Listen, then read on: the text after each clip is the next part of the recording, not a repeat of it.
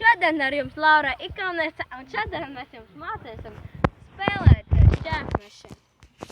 Tā mēs sākam. Pirmkārt, jums vajag būt skaistiem biksiem, ja? Vajadzīgi šim sporta veidam iespīlēti biksi tādi, ja? Šādi iespīlēti biksi ir pilnīgi normāli, это sporta veidam, да? И надо вот так делать, ja? Šita sporta veidam надо что-то, pagaidiet, neredzat man likumus. Tā надо так делать, да?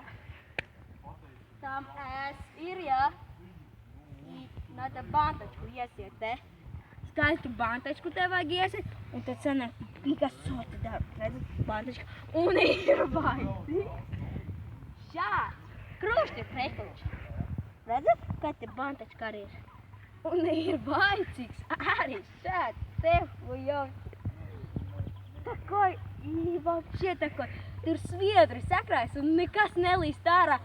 Un jā, šitas te viss ir piegluši. Un es jums parādīšu, kā šķēpu ielikt savā rokā. Jums tāda ir vispār. Par invalīdiem es nevaru. Šeit ir jānomēra kilograms par kilogramu. Kaut šis šķērs svar 153 gramus.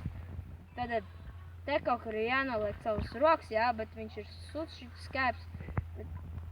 Nu mēsls, es viņu nopirku mežā. Vot tā.